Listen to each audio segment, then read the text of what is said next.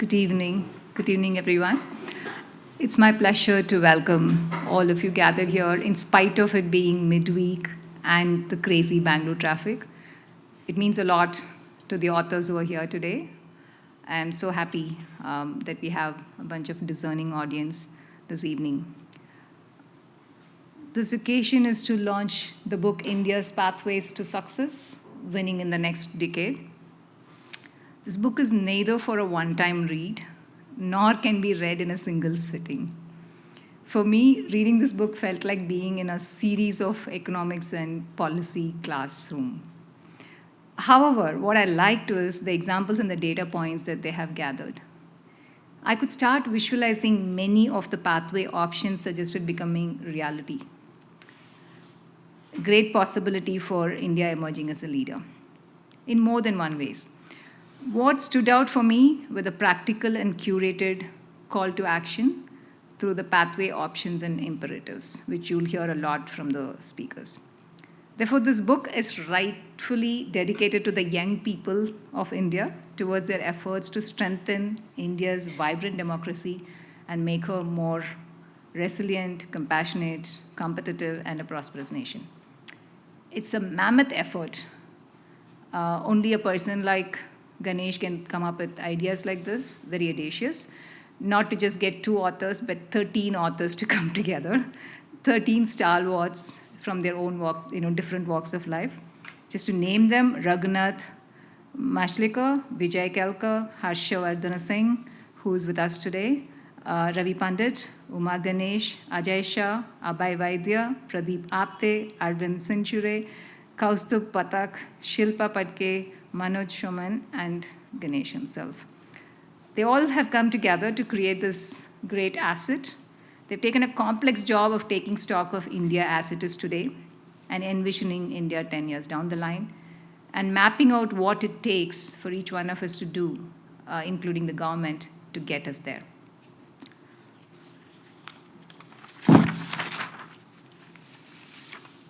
This evening, I can say you're guaranteed to have a whirlwind tour of India through their lens in the next 1 hour. Thank you for coming, and I hope you will enjoy the rest of the evening.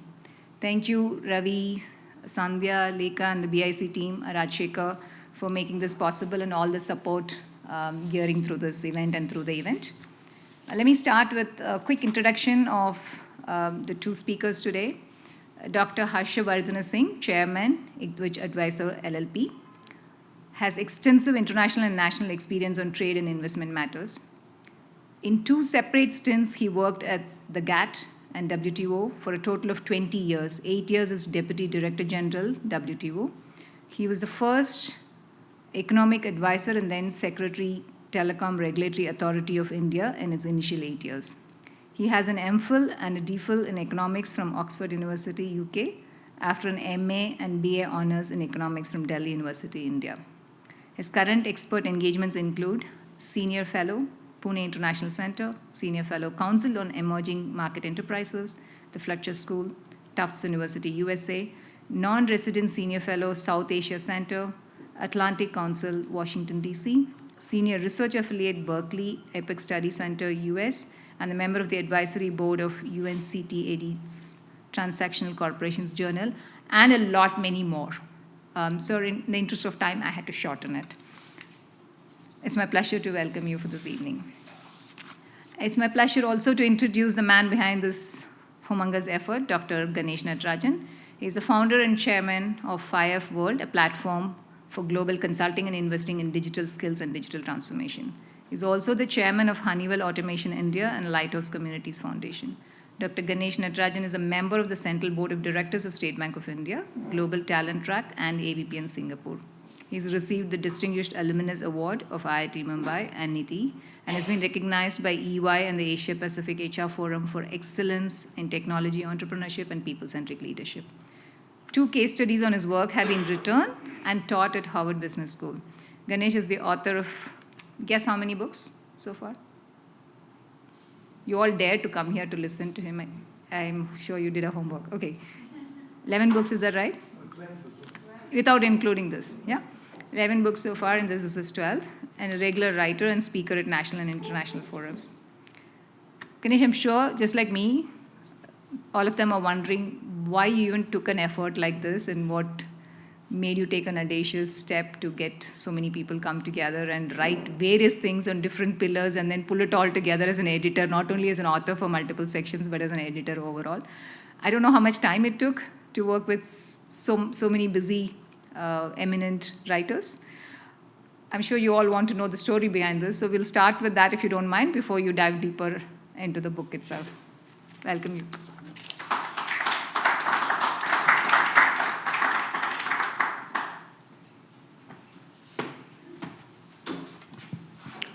Thank you, Shashi, and thank you all for coming. It's very, very nice of you. I've had the experience of Bangalore traffic for the last 24 hours, and I was just telling a friend of mine that I would not have come for my own book launch. It's just crazy. Okay. So whoever braved the traffic and came here for this hour and a quarter, thank you so much. I just want to answer Shashi's question first. If you look at the books I've written, it actually mirrors my life, because I started my first CEO stint in a company called Aptech. And at that time, we were just getting into this area of business process re-engineering consulting. And I had the privilege of listening to the guru of BPR, a guy called Michael Hammer, and inspired me and a colleague to write 2 books on business process re-engineering. Then moved to a company called Zensar, where we did a whole bunch of work in knowledge management. I did my PhD in knowledge management, which I actually only finished the PhD in 2005. So wrote 2 books on knowledge management. And after that, it was all about leadership, because it was about change, it was about leadership, it was a couple of books on the industry. When I finished running Zensar for 15 years, after a fairly successful stint, we actually wrote about Zensar. And then, of course, I became a member of the Pune International Center, which very much similar to what my friend Ravichandar has clearly built a magnificent institution here. But we also are doing the same thing in Pune International Center. It's run by 2 eminent Padma Vibhushans, Dr. Vijay Kelkar, who is one of the legendary finance secretaries of our times, and Dr. Raghunath Mashalkar, who to my mind is one of the most significant scientific administrators. And these people have become very good friends. So we kept debating and talking about what's happening. And then, of course, COVID came, as you all know. And that was around the time when our Chinese neighbors woke up and decided to go land up in Ladakh. Okay. And a couple of us actually were so curious that after some kind of a peace was established, we actually went to Ladakh, to Pangong Lake, and camped there in November, in the cold, just to see what it would feel like if you were an Indian soldier there and suddenly getting ambushed and killed by our neighbors. And it the whole righteous indignation came up. And that's why we wrote this book, which is a runaway success by Rupa, called Facing Up to China. We started off by saying challenging China, beating China, and we said, look, let's not fool our audience. China is a monster, is a big one.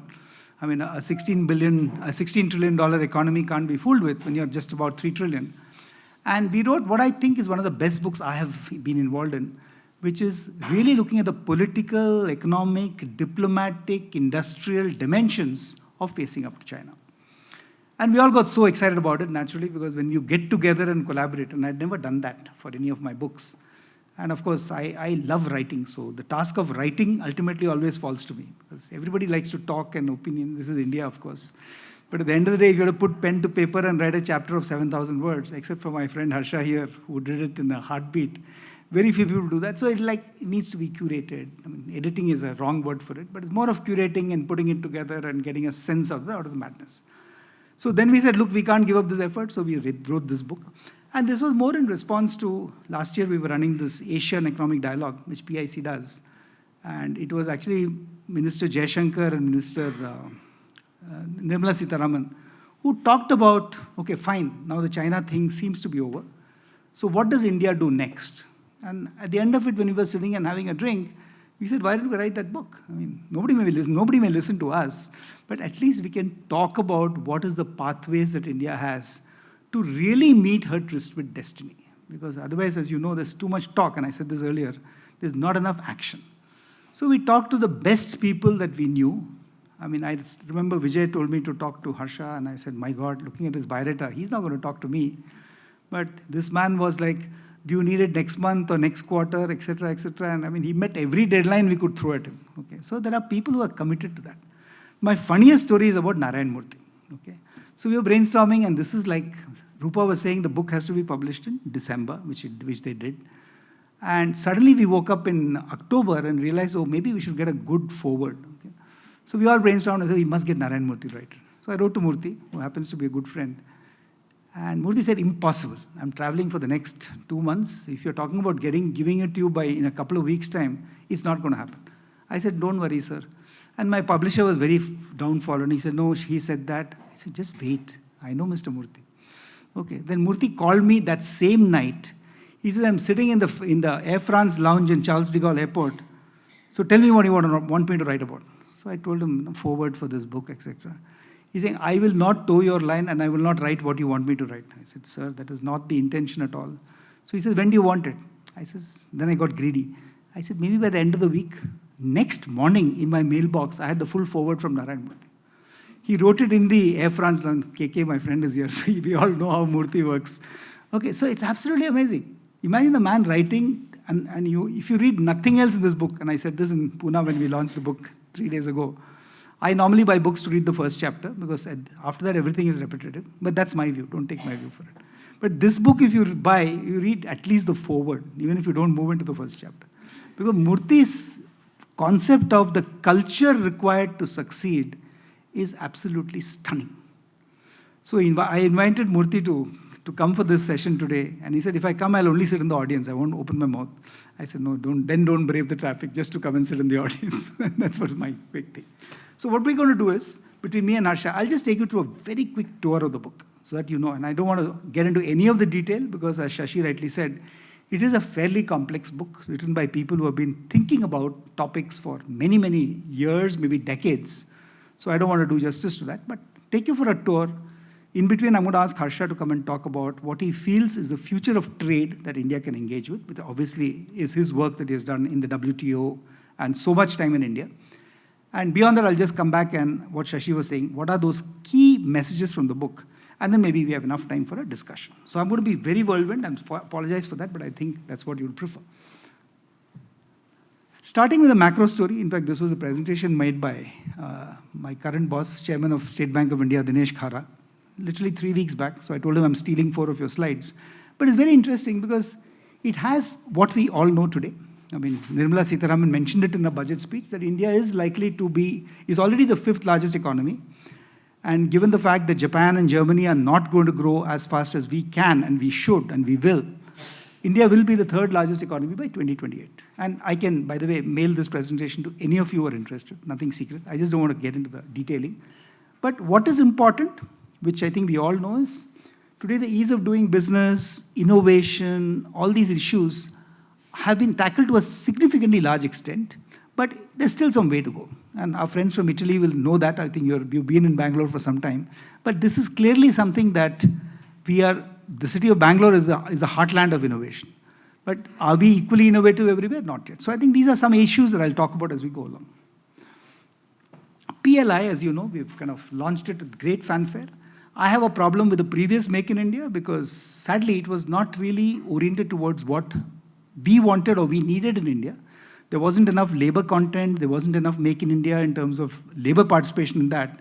We're all hoping, as people who have been talking to government and listening to government, that there is a different PLI or the productivity linked incentive scheme coming through. We've already seen initial success stories in electronics, semiconductor manufacturing, all the announcements have been made. In areas like specialty steel, to a certain extent chemicals, we're also seeing that success. But this chart gives you the whole set of sectors and how it adds up to this humongous opportunity that we're all seeing here.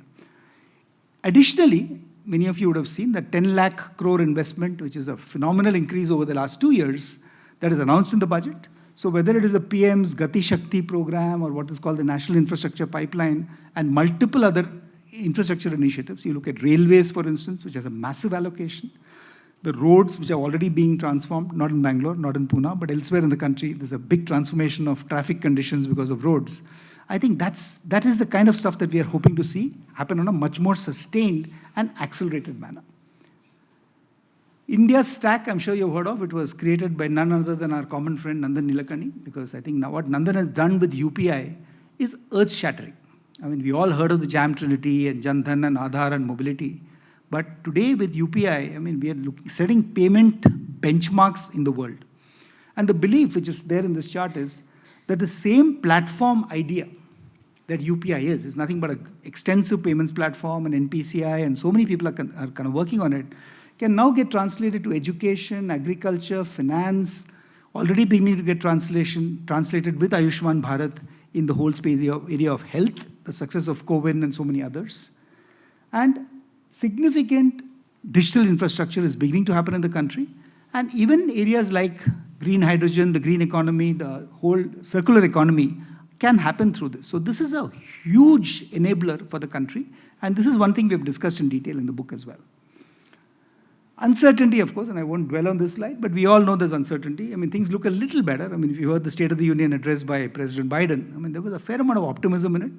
There is a clear optimism that America can beat inflation, okay, and recession will not happen, and which is very true in India as well. So I think this is, but there is still a cloud of what can happen in the Western markets, particularly in Europe.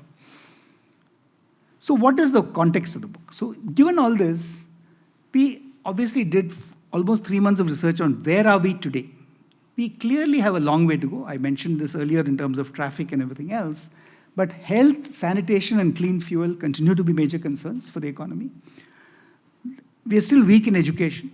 National education policy or otherwise, the skills movement is still poor. I mean, we may not talk about it openly, but it is a fact that, I mean, at least 5 crore or 50 million youngsters are willing to take up jobs, but where are the jobs?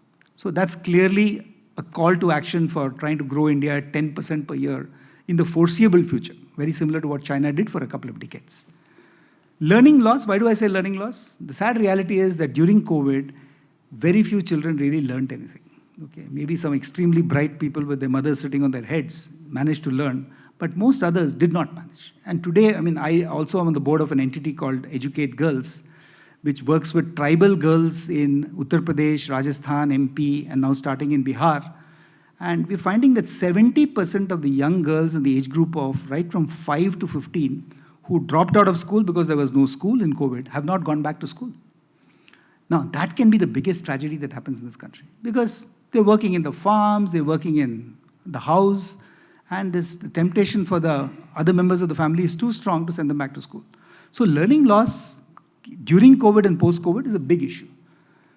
We all know that investments continue to be low, even from our own companies, and of course FDI, unlike China, which succeeded on FDI, I think we have a problem, and I'm sure Harsha will allude to that when he talks. Poor productivity across sectors. If you take global benchmarks across agriculture, manufacturing, etc., we still have a problem there. And of course, I won't dwell on this, but the culture of inclusion and collaboration across communities, across cultures, still lacking to a certain extent. Success stories, I mean, what are the building blocks on which the pathways of the future of India resides? One is clearly, I mentioned this, the success of UPI and the Jam Trinity. Young country with favorable demographics, and we keep saying that, look, I mean, if you don't do something useful with all our youth, we're going to make this demographic dividend into a demographic disaster. And none of us in this room want that to happen. So we want to make that demographics work in our favor. So that's the idea. Our banking and financial institutions are robust. I mean, State Bank had the best ever quarter we've ever had, which you would have read about in the press. And so it's true for most of the private banks, etc. So I think that's the kind of enabler of the economy, which is very, very robust and strong at this point. Strong infrastructure, I mentioned this earlier. And aspiration, what Prime Minister Modi keeps saying, that look, the whole aggressive thinking of saying we can be the numero uno country, we can be the leader, this can be the decade of India, the century of Asia, etc., it's gone beyond hype. And I won't go as far as Amrit Kal, but I mean, Amrit Kal or whatever, we have the ability for the next 20 years to see India continue to succeed. And that's what motivated us to write this book. So what does the book do? It takes a reality check. I mentioned this earlier. We've done that in great detail. We've done the 3 core pillars of any economy are obviously manufacturing, agriculture, and services. And we've talked about how to make that happen. My co-editor for this book, Ijaz Ghani, who was part of the World Bank, so he's a kind of expert on urbanization and services. So he kind of led this whole research on services and urbanization. The $1 trillion digital opportunity, which we all know. Mobility and sustainability is a key theme that Ravi Pandit actually touched upon in what he wrote and what he spoke about in Pune. And Dr. Mashelkar's favorite theme, that in science, technology, and innovation, how do we build seamless interconnects? So this is key elements of the book. We also wrote on international trade, which of course is Harsha's contribution. I mentioned planned urbanization.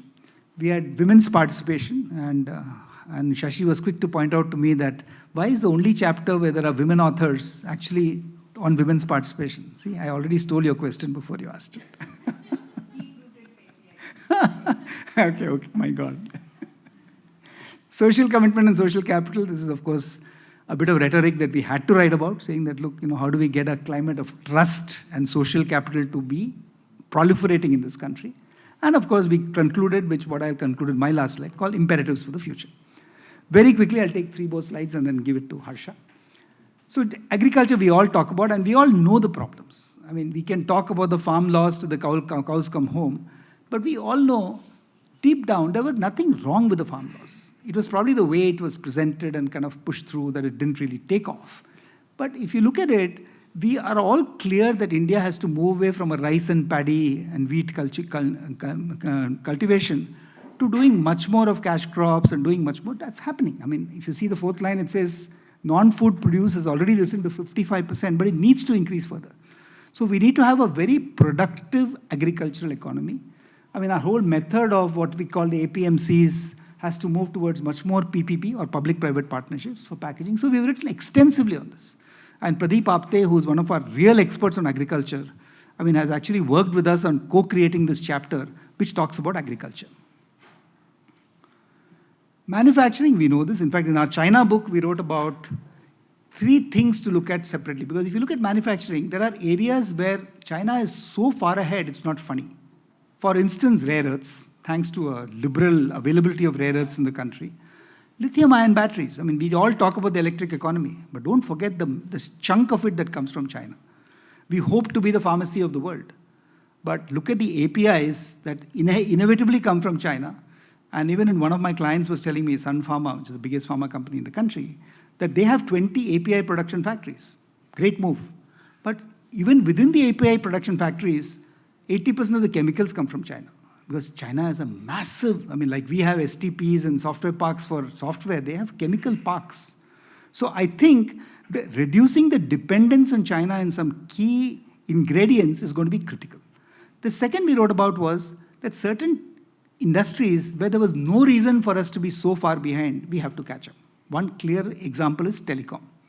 So one of the reasons why you might be wondering why is the government supporting Vodafone and all those questions that get asked, we clearly need a good 3-player telecom architecture. I mean, clearly now there is Jio doing all kinds of work in 5G and everything else. Quantum computing is happening.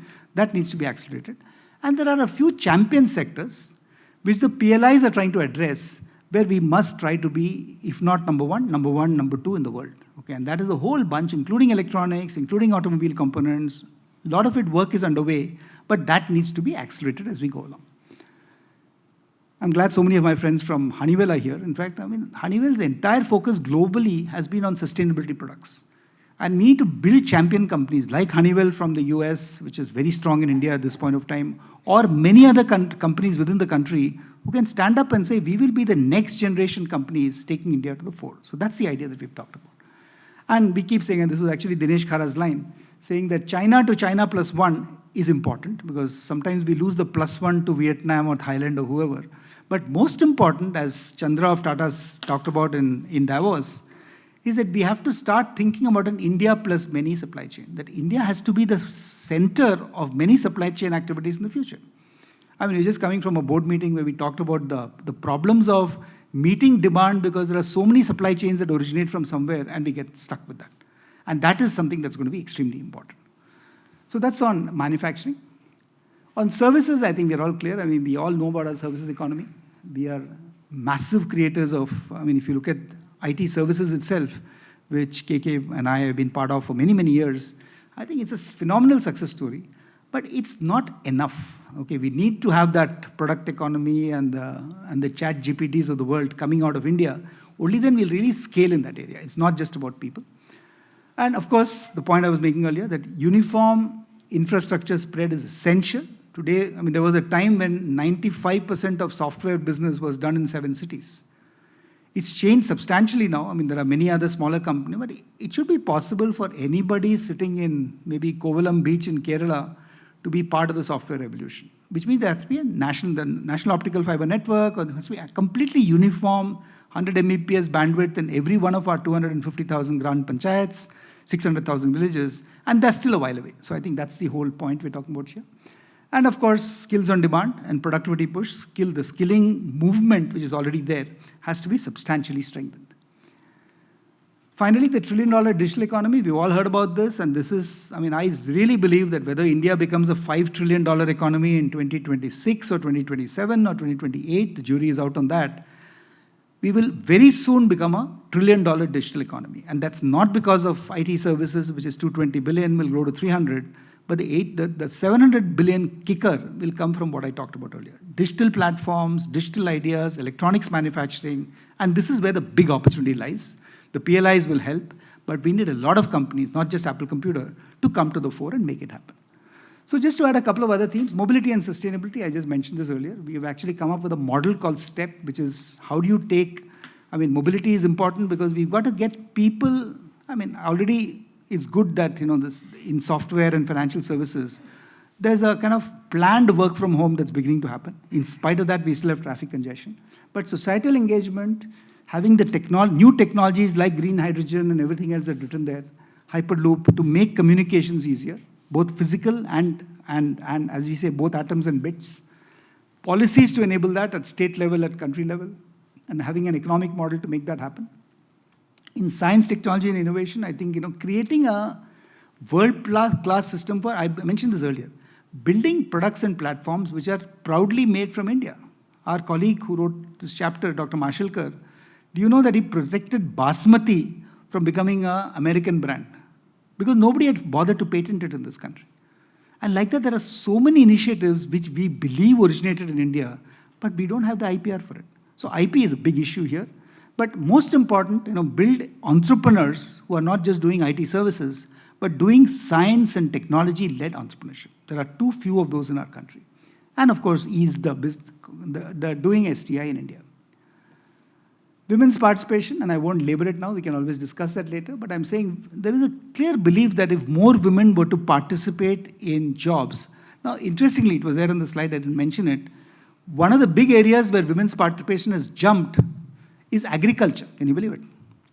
And why? Because most of the lazy men are sitting at home and letting their wives and underage daughters work in the fields. Now, this is not what I mean by women's participation. I'm saying in truly value-added parts, where they can be measured and they can stand up and be counted. It's happening in the cities, of course it is. It's happening in finance, it's happening in IT. But on a conscious basis, this has to happen. So I think this is important. It needs a lot of things which I mentioned here. Digital empowerment, household and societal changes, promoting women-led startups, which my young friend Ankita Vashisht does everywhere because she runs an entity called Strong Her, which is just focused on accelerating funding and investing in women's startups. We need many more of this in this country. So I'm going to stop here and then come back for the last two slides on pathways. But if you look at all these, one of the main things that can happen and can influence is trade. And I'm going to request Harsha to talk to us because he's done a lifetime of experience of this on trade. What is the idea? Over to you, sir.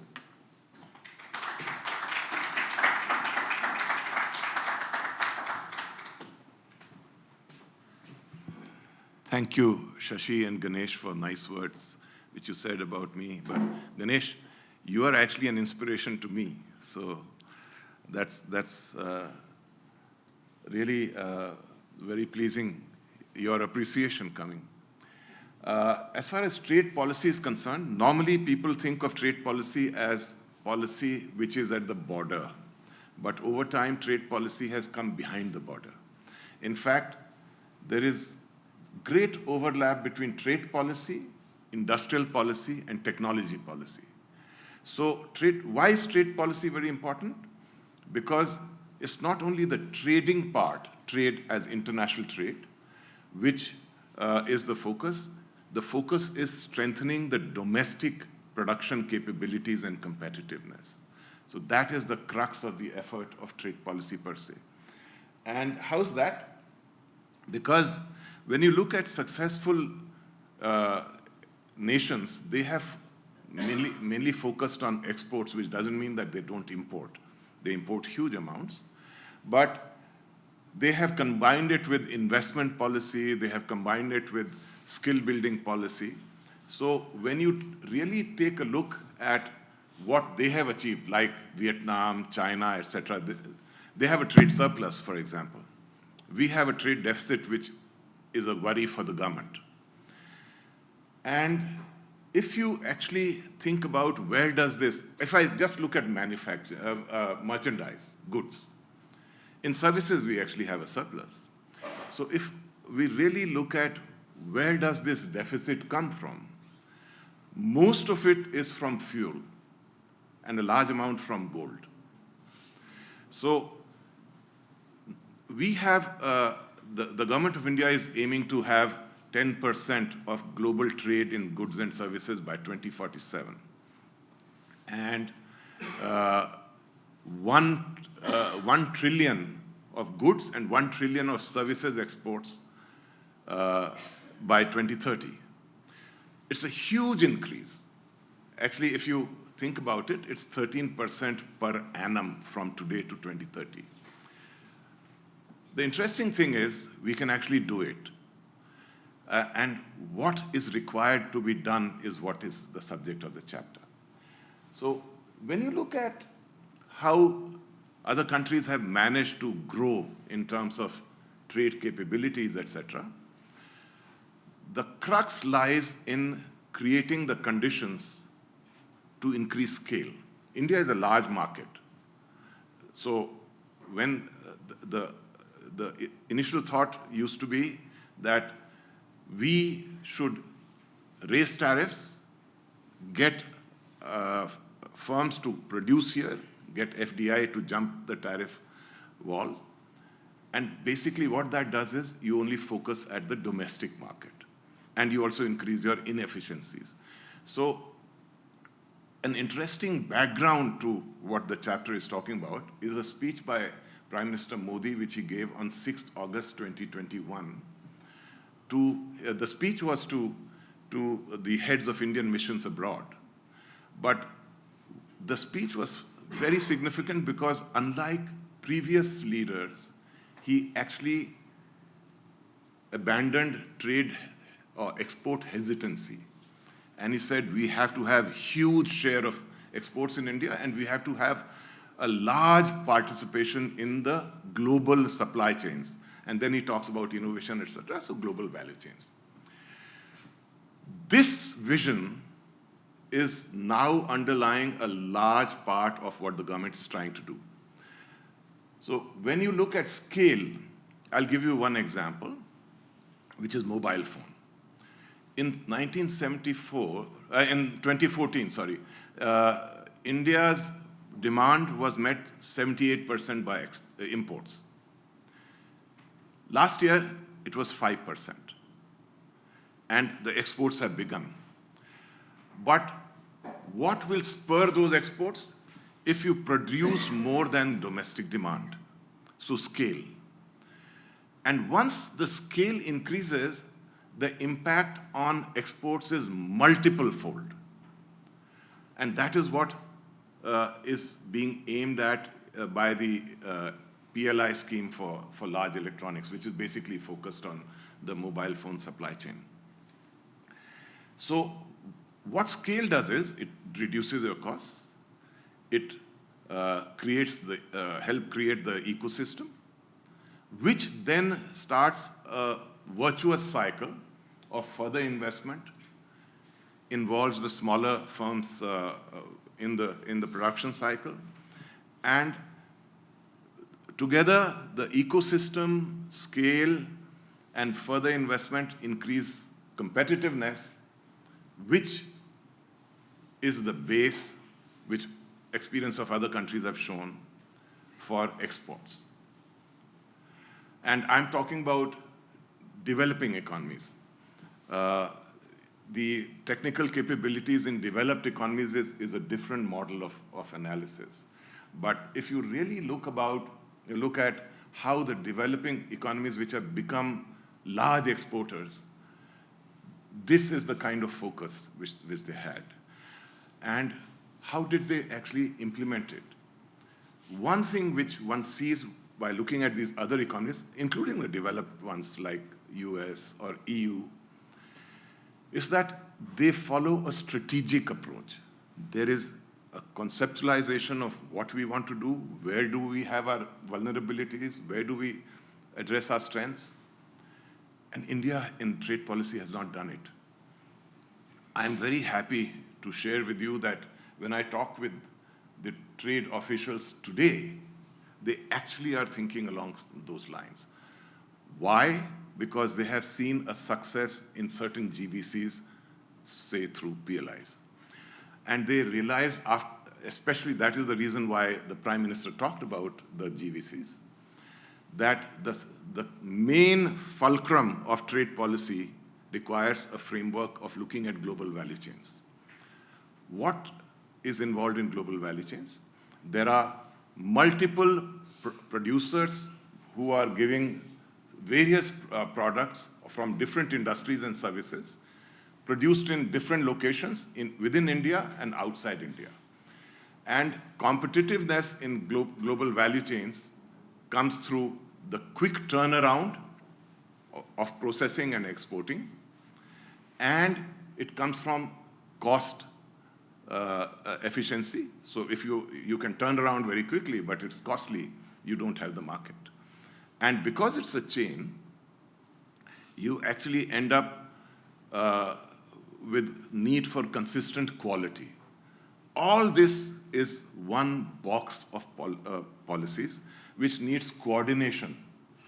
And to really reduce time and costs, the focus is on reducing compliance burden. And compliance means what do you need to really start investment? What do you need, the processes you have to meet to start production, exports, etc. And India has come up a lot in the ease of doing business, which today is a discredited index. But the thing is, relatively, India has done very well in that field. But what the policymakers have to think is not the world, but who are we competing with? And then when you focus on that, you identify what is the focus of policy. So the strategic bit has to involve the second, third, and fourth line, which results in a kind of coordination of stakeholders. And who are the stakeholders? Is the central government, is the state governments, and the private sector, something which till now was not taken very seriously. But the experience of PLIs is changing that perspective. And without the private sector, you don't even know whether the policy you have announced is being adequately implemented, whether there are certain concerns which are higher priority than the others, and what kind of support do they need to function within the value chain in the country and also abroad. So the seriousness with which participation of the private sector has to take place in the policy chain is very, very important, and it's beginning to be realized by the policymakers. Now, one of the things you'll see is China is a latecomer, but China had a different reason for growing as rapidly in trade as than, say, Vietnam or some of the other ASEAN countries.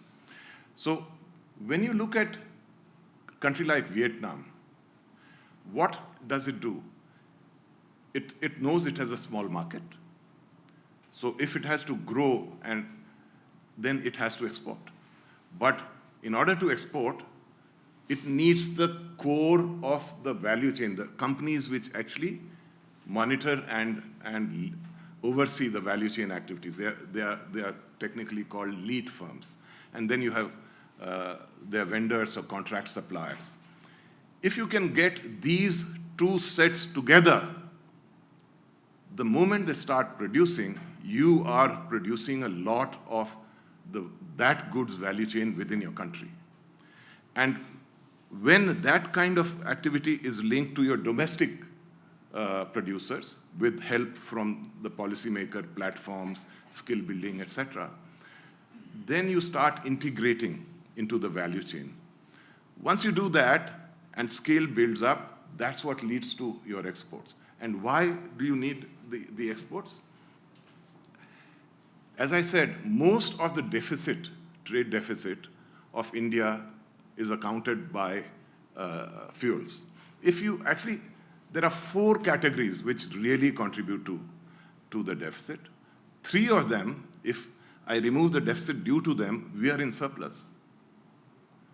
So fuel, you have to really substitute through green technology, etc. It'll take a long time.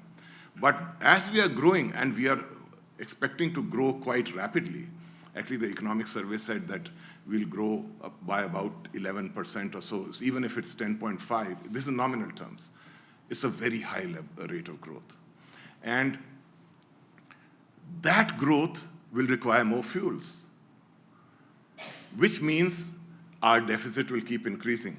The way to keep that under control and sustain the economic activities is to actually increase exports of all the other goods. And interestingly, most of the deficit from HS 84 and 85, which is electronics and electrical products, is due to electronics. And electronics has started to pick up.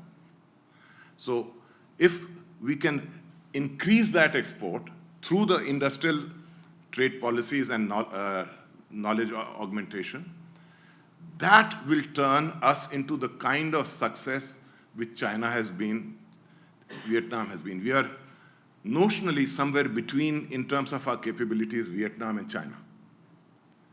If we learn from them and have our own kind of part of the recipe, which is focusing on competitiveness, then we can replicate the success of those economies in trade terms. And as I said, when that success is replicated, you're actually strengthening the domestic capabilities itself. So the policies which you have in mind, or the framework you develop, there are a number of things you can actually achieve quickly within the first year. And nothing succeeds like success. Once that starts happening, you start building a concentric circle of positive impacts. And large impacts of building domestic capability, etc., takes about 3 to 5 years from international experience. But significant impact can come in 2 to 3 years itself. So you need a medium-term vision, build it towards the goals you have for 2030. Interestingly, I looked at those goals of trillion dollars for goods and services. If we continue the momentum since 2019, 2020, the trade went down, we will actually achieve much of that goal. And if you have a strategic policy in place, that impact might even help you to exceed it. That is the kind of framework and discussion which is there in the chapter. Thank you.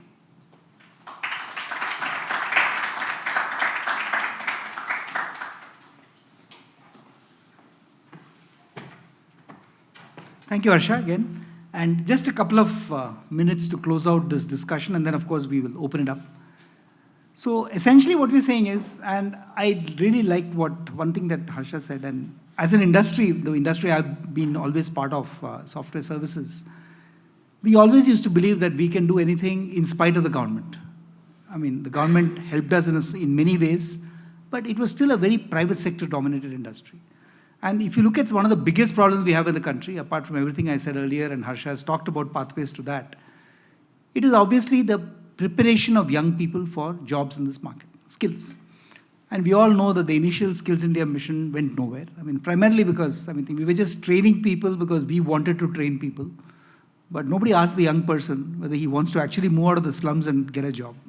I know it sounds ridiculous, but that's the reality.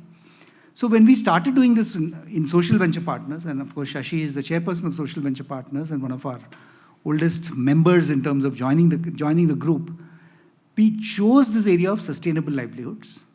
And in fact, one of my own large social initiatives called Lighthouse Communities, we do just that.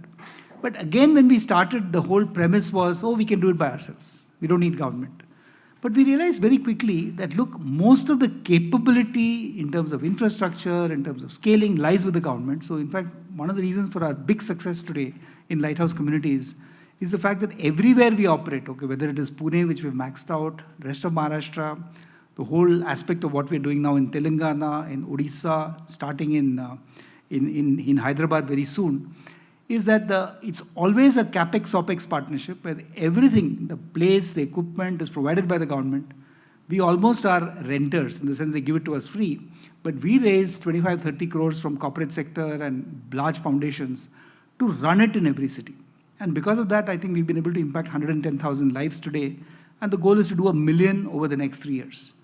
And I think it's judicious choice of where public sector and government can participate, and where private sector can play its role, and of course where civil society, including NGOs, can work together.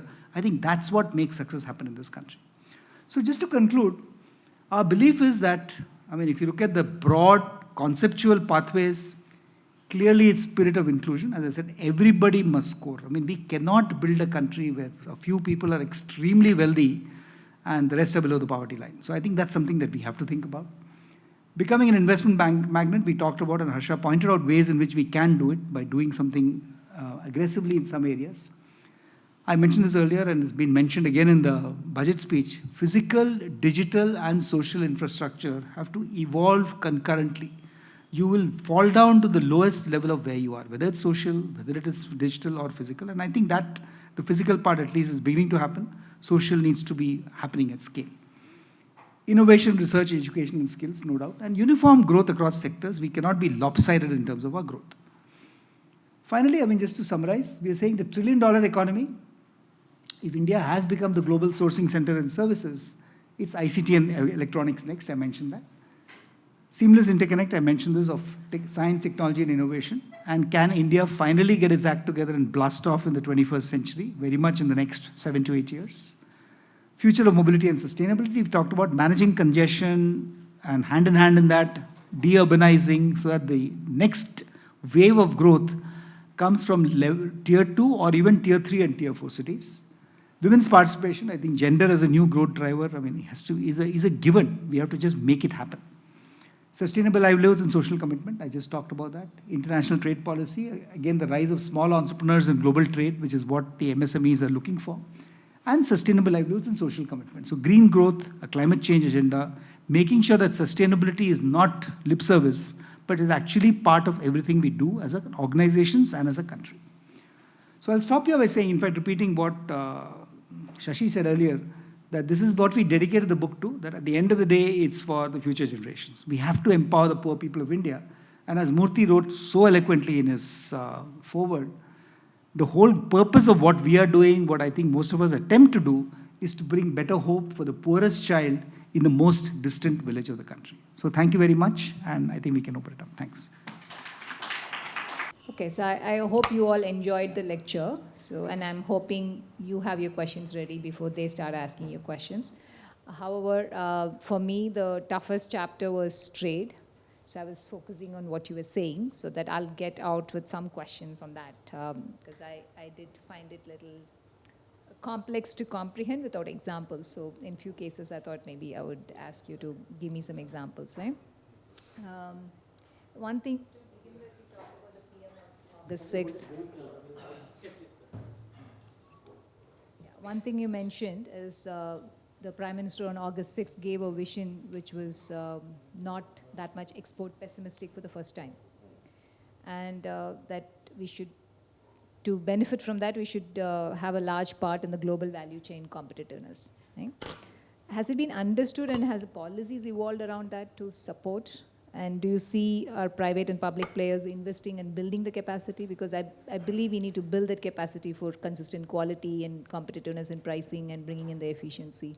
So do you think the private and the government is coming together and the policy are evolving around it? Where do we stand right now? Just to give a background, the first PLI, set of PLIs which came was for mobile phones. The background work of that was done by a group of experts. I was one of them. And whatever I've talked about was based on, the whole thing started with the National Policy on Electronics 2019. Our exports of mobile phones were less than 3 billion, and the policy wanted by 2026, 110 billion, which is a huge jump. So when you think about achieving that policy, the industry came to us actually and said, how do we achieve in policy terms? That's why we addressed it. And since the focus was on exports, which is the PM's focus also, and value chains, we looked at countries which had actually done well in that. And we found that China and Vietnam were the two countries. We analyzed all that and said, if we implement their policies, how much more cost effective will we become? And the numbers were large. The political masters and the policy makers quickly understood what was involved, and the whole thrust came from, by a combination of industry and the policy makers to develop something which would, because they could change policies, but not all of them. So the gap had to be filled by some financial support. That's how PLI came. And then the government of India added APIs also, etc. also, because they were feeling insecure during the pandemic with pharmaceuticals and medical devices, because we were negotiating with the US that time, and we were uncertain about that. But that was, in my experience, the first example of industry and policymakers coming together. Since that PLI has done well, that model is now popular with policymakers. So there's hope. In fact, the subject matter ministries and the industries are working very much together. And the government is very keen to improve the policy impact, both by improving policies and also by looking at the effective implementation of policies. So, you know, all progress is slow. In some areas it's faster than others. But as a model, this is something which the government is now applying, especially in the area of trade. Thank you for that. I mean, writing policies, I think we've always been good. Think tank activities, we never had any issues in India in general, but I think implementation is where the challenge is, and now you're saying it's coming together well. Right. I had one other question, which is, you did mention that other countries develop their policies as a strategic, through strategic evaluation, whereas India does not. Did not. And now you're saying that with these examples, they're coming together and they're seeing value, and there is more strategic decisions made and policies are getting impacted. I think strategy has to be looked at two levels. One is the overall level. Where do we want to go? How do we go there? Second is that the kind of strategic policies for different sectors could vary. For instance, if my focus is the global value chain, there are sectors like automotive sector, where we have Indian lead firms and foreign lead firms together. In fact, in the two-wheelers, we are the leaders in the world. Then you have certain other sectors like mobile phones, where it's purely the foreign firms. Then certain sectors like chemicals, if you want to go forward, you can't take an approach of individual policy initiatives. It has to be a highly structured, interconnected approach to develop the capabilities, because a lot of R&D, etc. And this is also a sector where technology is changing immensely. The nanotechnology, etc. is coming in. So for each, in order to grow further, you need to first understand what it is and then have the relevant strategy to impact it in such a way that scale can develop so that you can sell abroad, because till scale is not there. You look at the Indian market. The moment scale develops, you start looking at the world market. But it has to be within a larger framework of strategy, which in my experience now people have started looking at seriously. One place where we need to improve is actually monitoring effective implementation. Okay. So that's where the interaction with the private sector becomes very, very important. But the government is following it. And it has begun in some sectors, not so much in some others. Just building on what you just said, so the technology is changing, technology innovation is continuous, and so is the market. Market demands are also continuously changing, especially in the global front and if you want to export. And I don't think government, when they're drawing up the policies, will have all the know-how. No, they so don't. you expect them to work with private sector players who have this intelligence and who have the pulse of the market, who are willing to invest into technology and co-create policies. Is that even Actually, that's a precisely distant- what I said is beginning to happen. Okay. And as far as technology change is concerned, there are two ways of finding about it. One is the government itself to analyze how's the market evolving and why. But the real knowledge comes from the private sector. And depending on which part of the private sector, take footwear. Yeah. Now the whole technology for footwear is changing.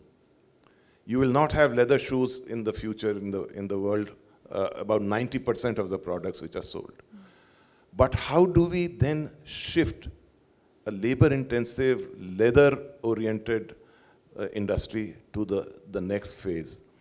That requires a discussion with not just Indian industry, but experts internationally also. But with involvement of the Indian, because after all, on the ground, the performance has to come from industry. That's why this industrial policy overlap with trade policy. Without industrial policy, you can't actually succeed in trade policy. And without trade policy, you will not have the focus which you want to give to industrial policy. Thank you. I mean, that clarifies at least some of the questions that I had. Anything for... Okay, sorry.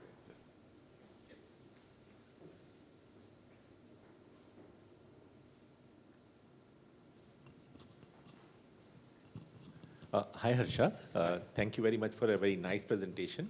You mentioned about the deficit, that there are 4 things, if we remove, we'll become the surplus. And number 1 was the fuel. What are the other 3? No, actually, 3 we remove, we are in surplus. So 1 is 84, 1 is 85. These are HS categories, Harmonized System of Classification of Products in International Trade. And 1 is the area of fuels. The other one is, pearls, semi-precious, precious stones, jewelry, etc. So the largest part of that deficit, actually larger than the overall deficit, is the deficit on account of gold. For gold, one has to look at a different policy. One can't have the kind of approach which I have talked about, because you can't use industrial policy, etc. for gold. But if you see 84 and 85, most of the deficit of 84 and 85 is due to, say, if it's about almost 85% of the overall deficit in 84-85 comes due to electronics products. And electronics, we have started to focus in the strategic sense which I talked about. And it has started taking off. In fact, today, mobile phones is the 8th largest export category if you take different categories. And this is a more micro level than the other categories.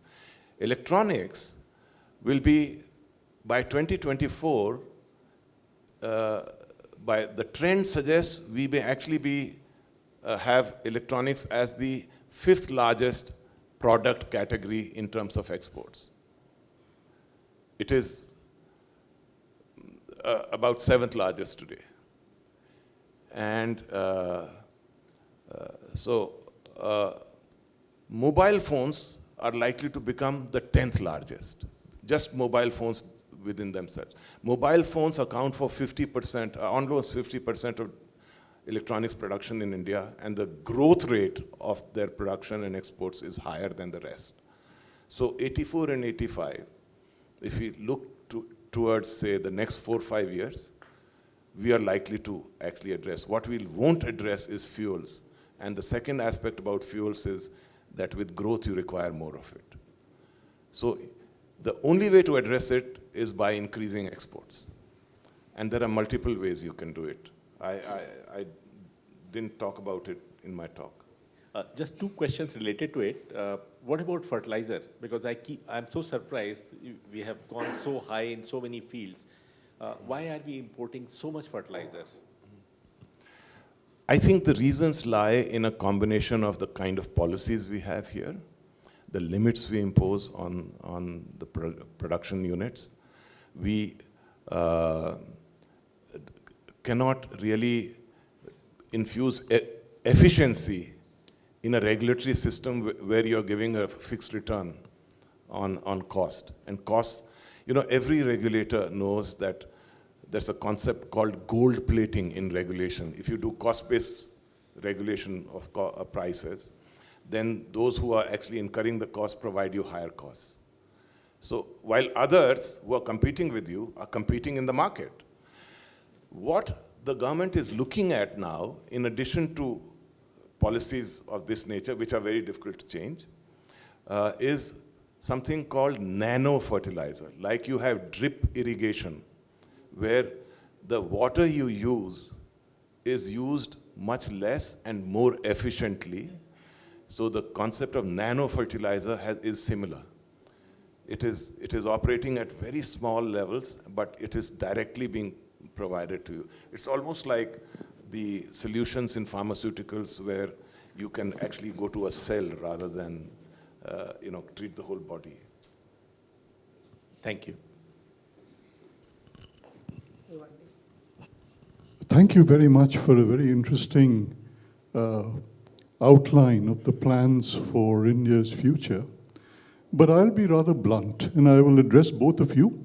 So to Dr. Natarajan, the part that I would turn around and say is that in terms of social infrastructure, the issue that we have is, and it has not been addressed in 75 years, and I do not say any particular thing, is primary education and primary health care.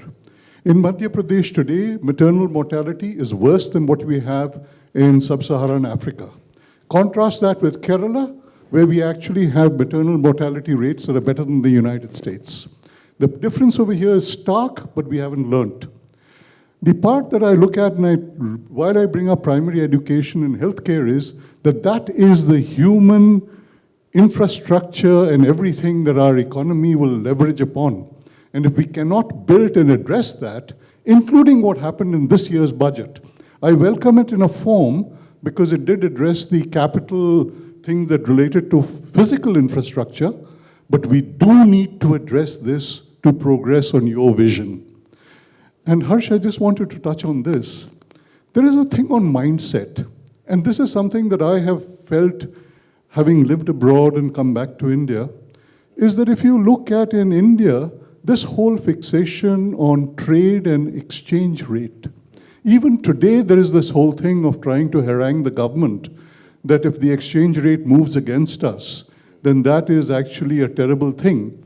Whereas in South Korea, the exchange rate was always looked at as something that you adjusted to get the foreign exchange return that you needed to build up your reserves. Japan did that, and even when Japan was a developed economy, it didn't mind whether the yen went from 80 to the US dollar to 130. Nobody batted an eyelid and nobody talked about the pride of Japan being affected. If that mindset does not change, the last part of it that I address over here in our trade point is, if we do not have international qualities domestically, all that you are saying will not happen. The part of it is that every Indian consumer should get what is of international standard so that it becomes effortless for the producer to produce on scale to supply the world market. Thank you. Your comments are welcome. No, that was amazing, sir. Absolutely, completely no argument with what you're saying. On your point on infant mortality and primary education and health, it's absolutely essential. There's no question about it. I think the way the government is looking at it is that, look, if you address at a certain level in the pyramid, including the subsidies they give and various other things, it'll get addressed because women will be more healthy to take care of their children, send them to school, etc.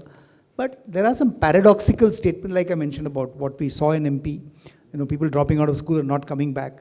So those are big issues. I mean, I myself do a lot of work in Pune, where I live, with women and training them to be paramedicals, for instance.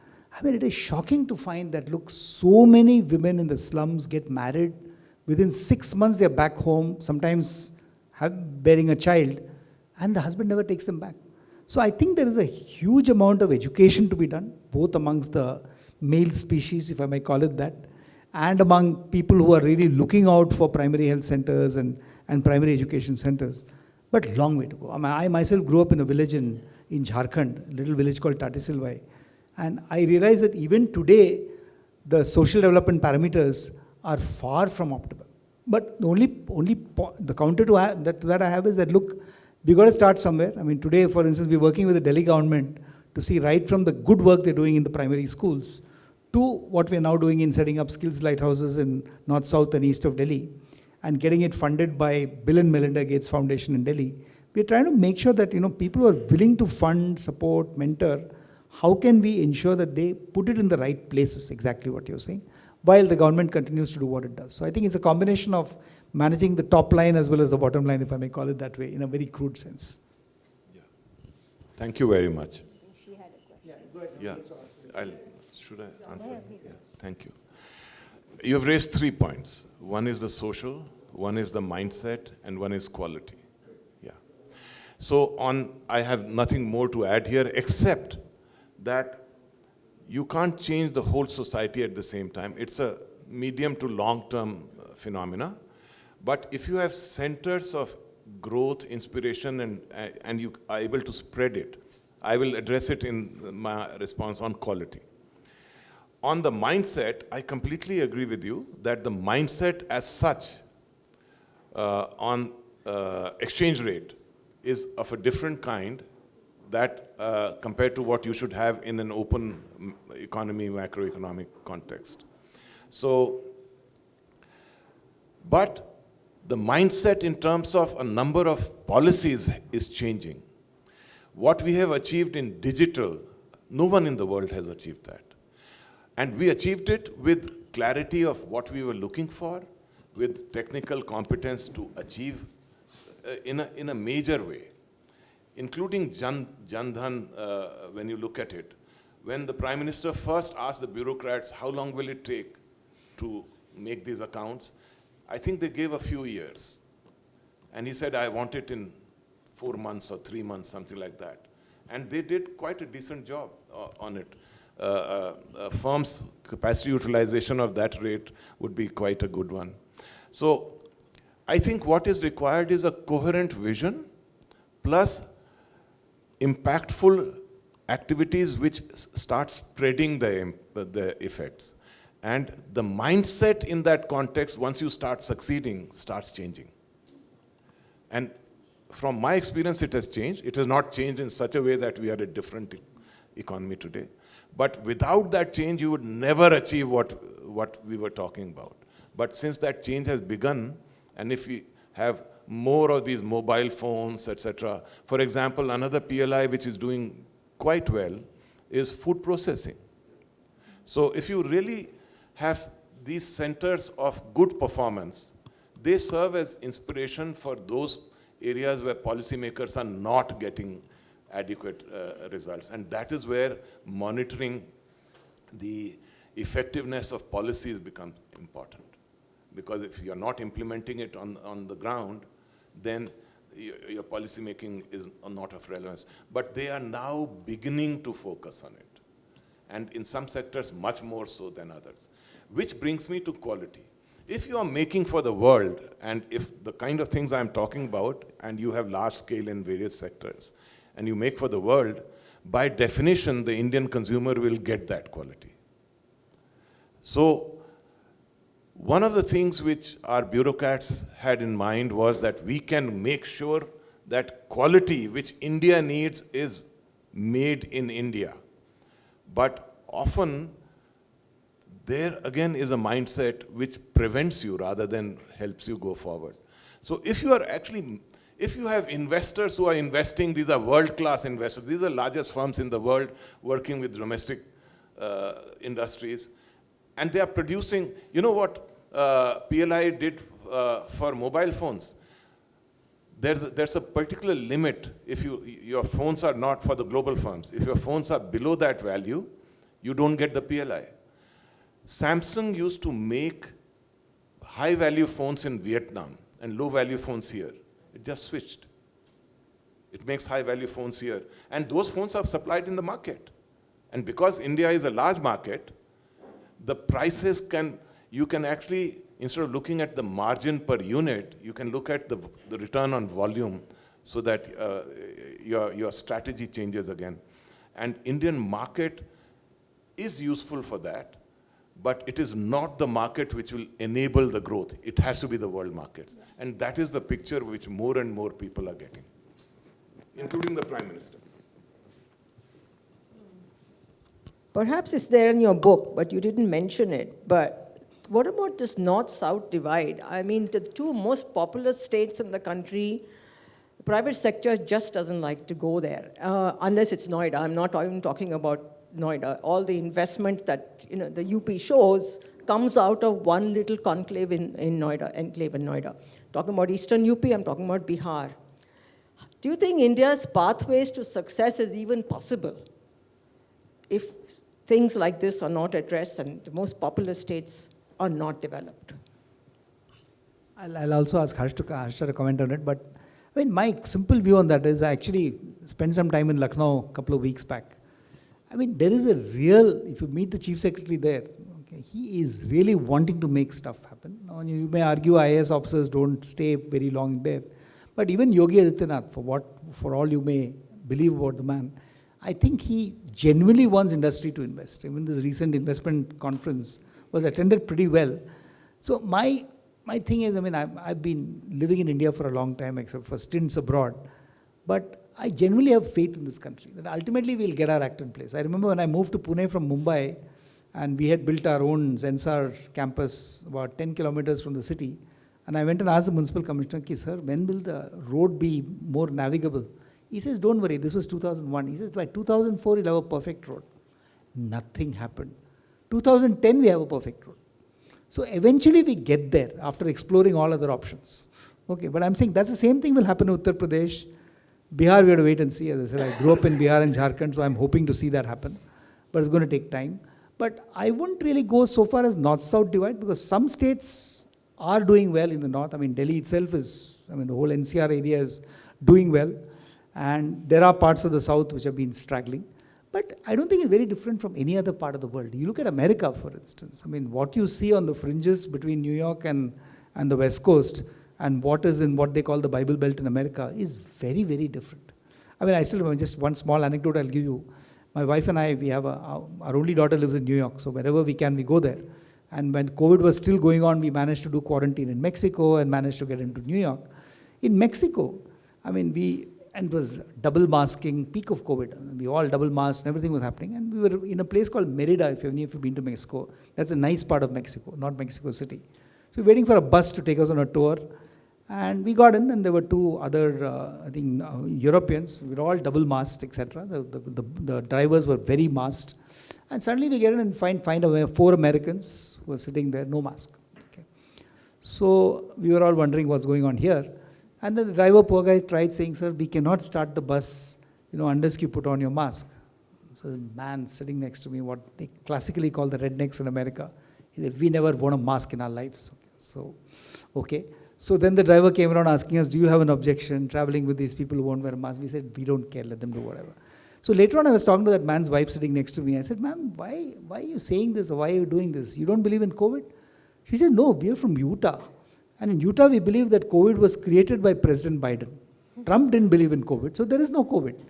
And we are talking about India. So I'm saying there's no country in the world where you don't have these amazing divides based on political strata or economic or whatever, and these are very rich people.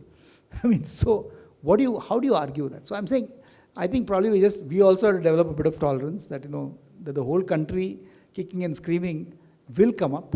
But if some parts of the country come up faster, so be it. I mean, with trickle-down economics, maybe it'll help the other parts of the country as well. So I know it's a very naive answer, but I'm just saying, giving you an optimism, good faith answer. Now you get a real answer. No, I hope so. Actually, I'm glad you raised this point, but in my view, there's not a north-south divide. It's a north, south, west, and east. Yeah. So basically, if you go to the west, there's a lot of investment taking place. You go, if you go in the north, then the kind of investment is different, but it has started picking up. And you're absolutely right, Noida is a thriving place. But again, the mindset kind of thing comes in, because when I was working on the project which led to ultimately the PLI, I had an interview with a large mobile phone. It's a global firm. So this person called me and said, "Sir, is it okay if we shift the interview tomorrow? Because 2 of our trucks have been stopped at the border before going to the airport." That would never happen in Vietnam. But the policymakers are addressing it. The issue is, once you find out what is the problem, only then can you address it. And the north, the east is very different. I'm not including Calcutta so much in it, but the northeast kind of thing. It's a very different situation there. So we need different solutions for different places. But if you even see the south, industries which are doing very well in Tamil Nadu, reasonably well in Karnataka, they didn't do that well in Andhra. So it all depends on how you implement policies. And good policies require a mindset change, in the sense you have to plan for investment. Investment requires stability of policies. So if you can achieve that, and there is a large scale effort, and there are some key areas where, when I talk to the large firms which are planning large investment, they just identify 1 or 2 things. If this is guaranteed for them, then they will increase the investment without thinking of policy risk. So one can actually identify areas of intervention, and they are in very close touch with the government in the north, which is in Delhi. And they collaborate very closely with all thriving areas of the states, which is one of the key points in that 6th August speech, actually. I suggest if you can just Google it and find out in Prime Minister's speech to in heads of Indian missions abroad, 6th August 2021. The whole framework is there, but it's work in progress. And South is doing better. In fact, I was looking at textiles, clothing, etc. And we found people from the Northeast, girls from the Northeast coming to Bangalore, coming to other parts of South India, and hostels have been built for them, etc. You saw the experience of Apple, how that triggered an improvement in working conditions, etc. So we will blunder along, but we will blunder along at different paces in different parts of the country. North now is getting a lot of investment. He talked about UP. UP, the promises are very good. The point is how to make those investment happen with an impactful thing. And that's where I think 2 policies, if they can work. One is the district as an export hub. And the other one is looking at food processing, if you can actually take it beyond the cities. Because now the growth impulse is in 2-tier and 3-tier cities. And digital is a very powerful impulse for that. I work for an NGO which actually has connected youth in the villages to do BPO work. So the reach of digital is immense. If you go and talk to the villagers, the impact of mobile was huge. And now when mobile is empowered to equip you with more digital capability, I think there will be a jump. And that is the vision. Maybe we'll achieve 40%, maybe we'll achieve 50%, but that is more than what we are achieving today. But the answer, your concern is correct, but solutions are on the way. Northeast is the problem. Northeast, I don't see very manageable solutions as yet.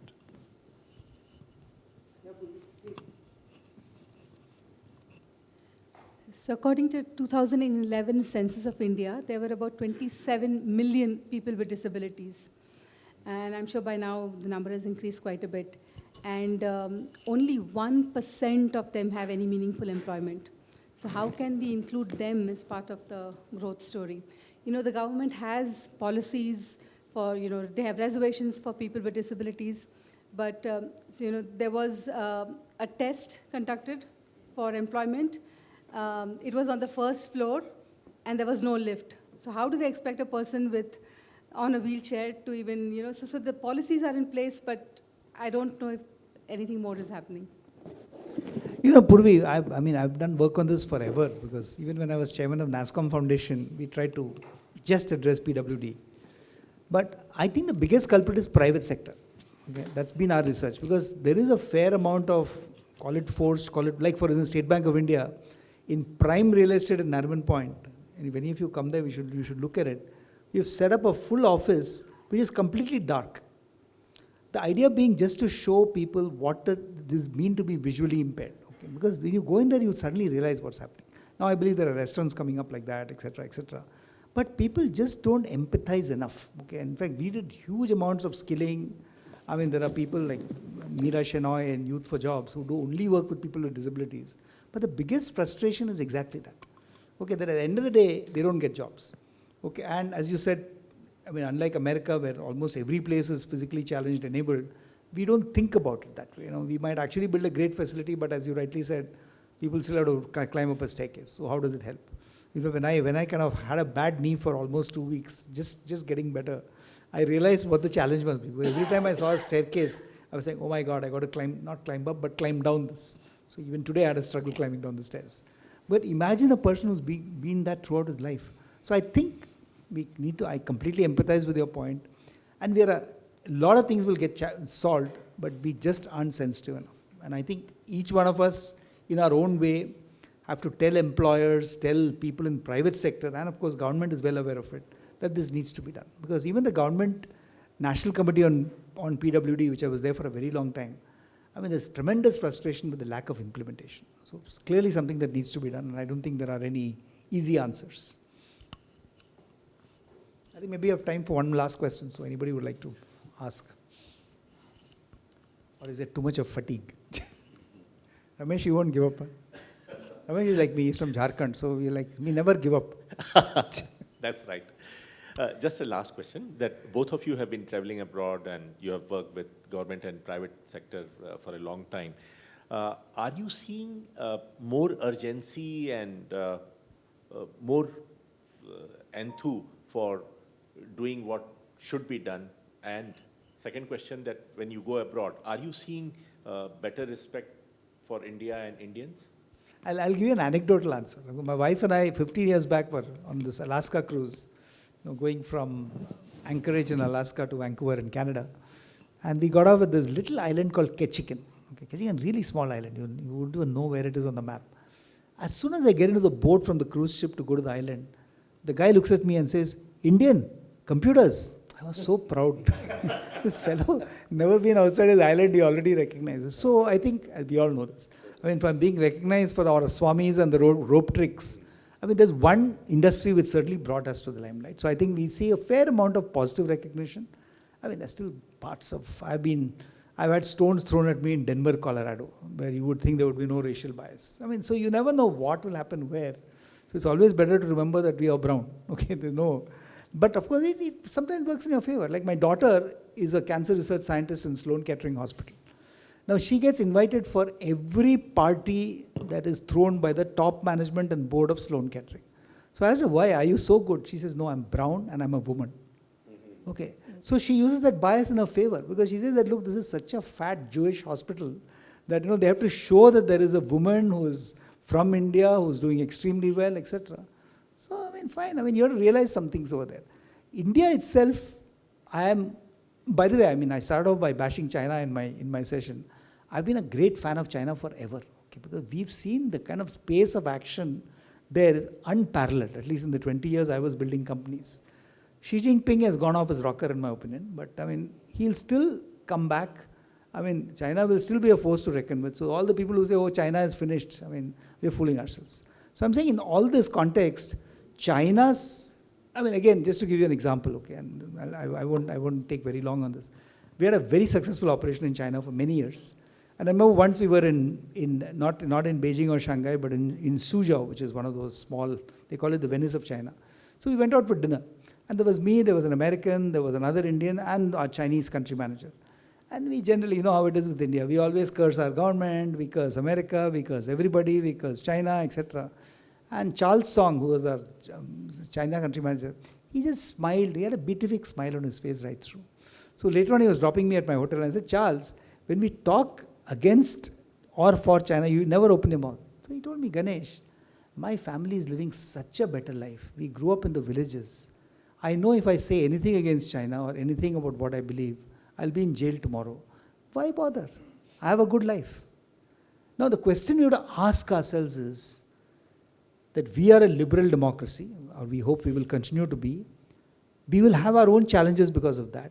We may not be able to grow for 20 years, 10 to 12% real GDP growth, not nominal GDP growth that China did, but they had a very different form of enforcing. Vietnam is like that. I remember with great enthusiasm going and meeting the Deputy Prime Minister of Vietnam and said, look, we want to start social activity in your country. He threw me out. He said, look, we do not believe in NGOs in Vietnam. They're still very successful.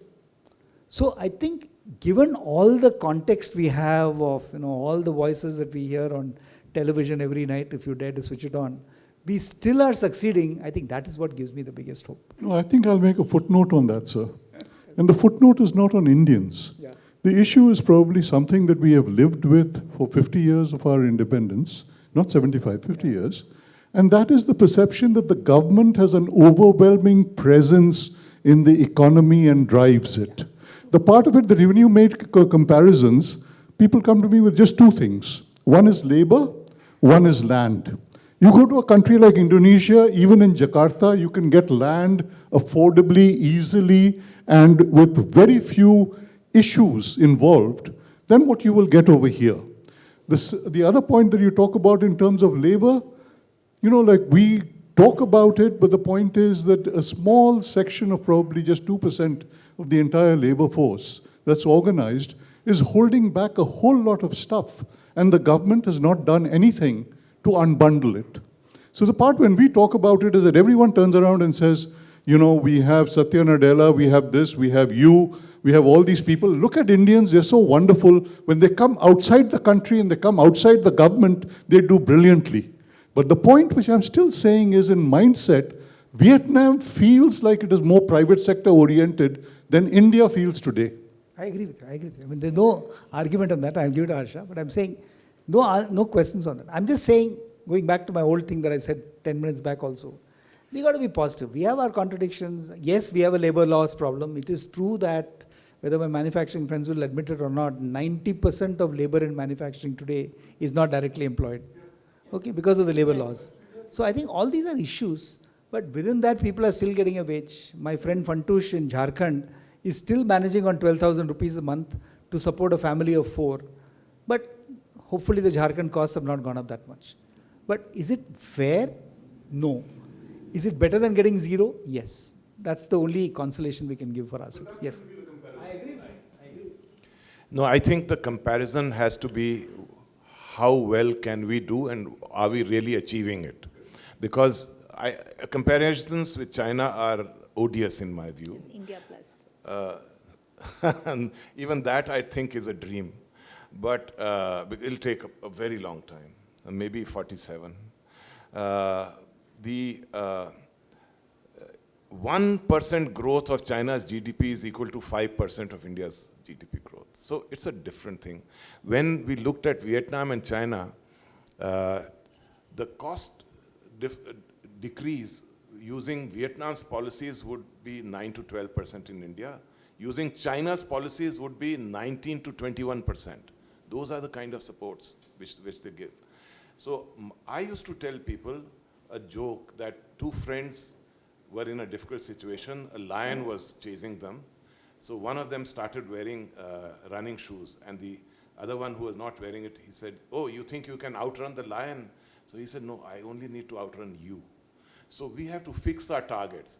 Our first target is Vietnam, and then we'll move ahead. And if there is the Atlas of Economic Complexity, which they have you'll know about that, which basically thinks that growth in the diversification depends on the skills you have in the existing sectors. And in their assessment, the highest rate of growth amongst 102 countries which they monitor is India. So if we are achieving high rate of growth and we can actually have a distribution which is just. So that is a geographical distribution. I'm talking about in general distribution. And even in the south, as I said, when the new government came in Andhra, they just changed every policy, said, no, the previous government's policies we will not honor. That's not the way you interact with business. But other places, you see Tamil Nadu, even Bangalore, the enterprises here in Karnataka, etc. The approach is not as haphazard as the other one, and that's in the south. But what we have to do is, if we are growing, how do we distribute it? And there are technical options. There are what digital has done for distribution in India, I think nothing else has done it. And the solutions which are being now copied for, say, e-commerce, the platform which is being developed by Nandan Nilekani, where now Amazon, etc., are all part of it. Everybody wants to be there. The impact in terms of circles of influence will be far larger, and you are growing rapidly. You will be much better off 5 years down the line, 10 years down the line. If you don't do the right things in that period, you will not perform as well. The whole point comes to what is the right thing. So this book has identified that. And second is the government oriented towards that? At the center, I know, and some states I know, they are increasingly oriented towards it.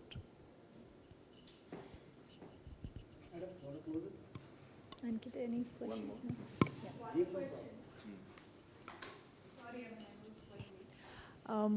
I don't know if I saw any mention of society in there. In the recent years, we've had a lot of societal strife, and I think there's a general mistrust about certain communities and other things. So, is there any inclusion of that? There are two chapters, the last two chapters. One is on inclusion, okay, and one is on trust. And you must read that chapter. It's written by one of my favorite economists, Ajay Shah, and Dr. Kelkar himself. The whole concept of if you don't build trust in a country, all the growth that you're looking at will get dissipated. Okay, beyond that, because there is a video there, I don't want to say anything, but I know that there is a long way to go in this country. So no argument on that. Can I close with one question which links to the trust? Yeah. So I think you talked about Narayan Murthy's forward, and he says culture as a causal variable has not been addressed in the book. And he defines culture with some adjectives, and one of them is trust as well, right? How does this compare with the Western countries? I mean, for example, it could be Vietnam, China, because you look at it in comparison for the other indexes, but also Western countries. America is a classic example of, look at the mistrust of the blacks towards the whites, and vice versa. In fact, my brother-in-law has moved out of Portland, Oregon, because he believes that place is not living in anymore, because the whole, the white movement is so, asphyxiating for them. Okay, it's very, very difficult to sometimes deal with this. So I don't think there is a perfect solution anywhere. Obviously, in not so democratic countries, it gets suppressed to a large extent. Parts of Western Europe, yes. Okay, I've lived in London. Okay, you see the contradictions there also. Even between people who speak in a British accent in London and people who come from Wales, there's a lack of trust. So trust is a very difficult thing to engender in communities, but I'm saying it needs to be done. Otherwise, the inclusive growth that I talk about will not No, happen. but the other cultural aspects also, is that making a difference in China's growth, Vietnam's growth, or any other developed country compared Well, to it's arguable. how I it told you affects- about my friend Charles Song. So, I mean, so long as you know that, look, I can operate within this 70% and be very happy in my life, you don't worry about the 30%. In India, we first worry about the 30% and then think about the 70%. Actually, your question raises several dimensions of of trust. culture, of culture also. Trust being Several one of them. dimensions. Culture is one, there can be other things. But what will go to some way to build trust is to build systems which are reliable. Transparent. Transparency is one of the elements of good governance principles. So transparency, actually with digital, the transparency in some areas has become too much. Even that is a problem. So if you are able to build institutions and systems which work properly in certain areas where there is no trust, in those areas there will be trust. In other areas, the movement might be the other way around. And how to build trust there, if I may end with a story, I was going to Varanasi. And next to me was a gentleman whom I asked, we introduced each other. His name showed he was a Muslim. So then I asked him whether he's going to Banaras. He said, no, I'm going to Ghazipur. What do you do there? I have a factory. So I asked him, how is the government doing?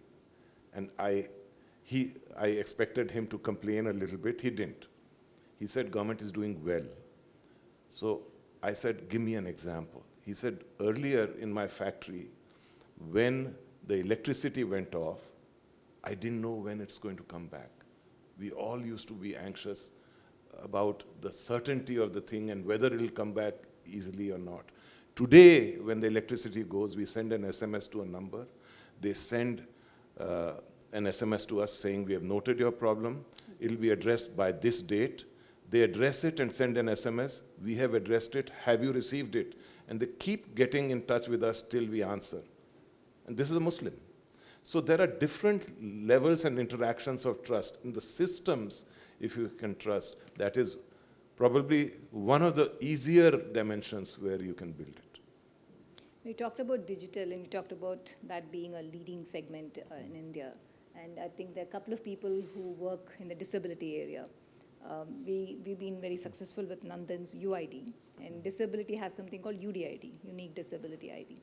Right? And it's still in paper. It's not on digital. And in Karnataka alone, there are, I think, 2 lakhs pending after applying online. And there are around 28 lakhs yet to even find ways to apply.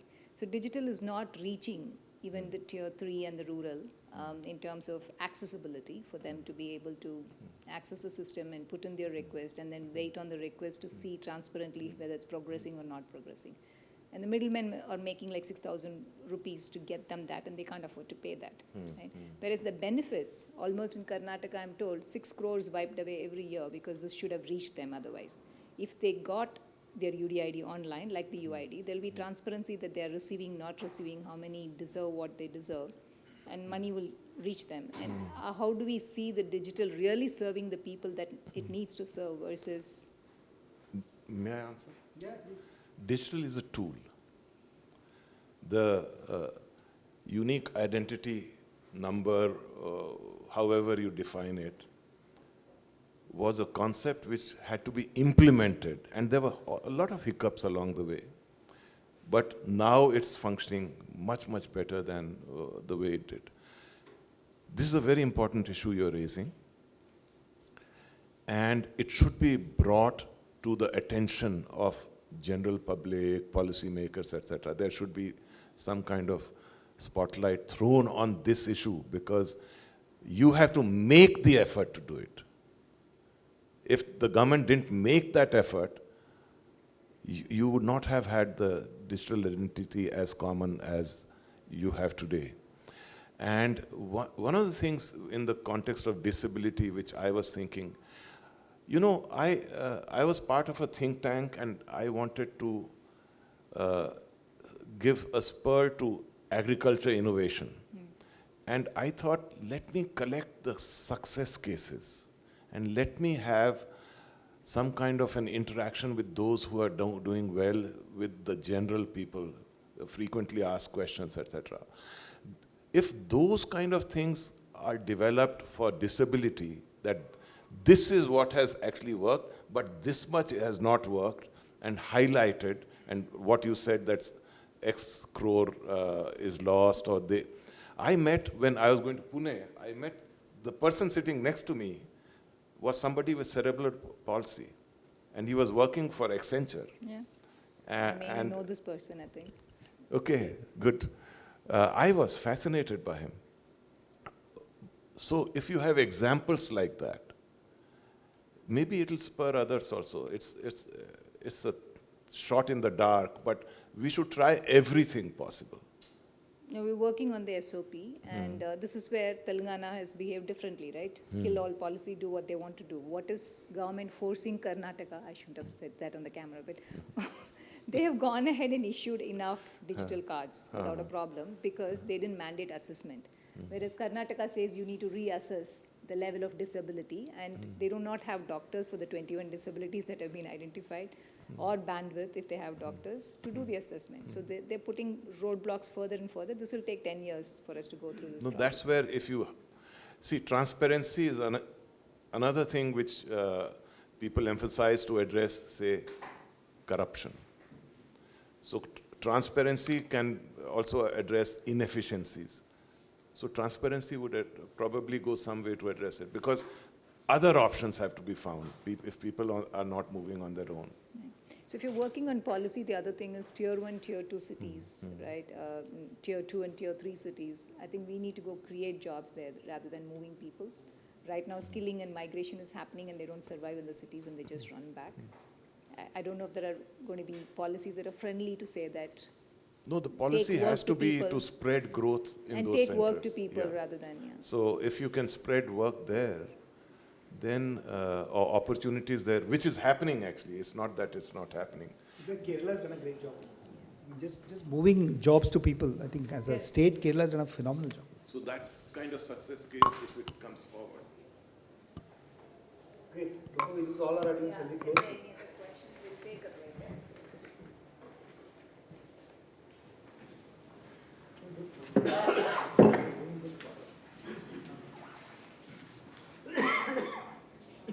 I'm sure at least for the people who were engaged and who were listening in and taking in all without even reading the book, you will be having some buzzing ideas in your head, saying this is happening, not happening, what can we do to make India better.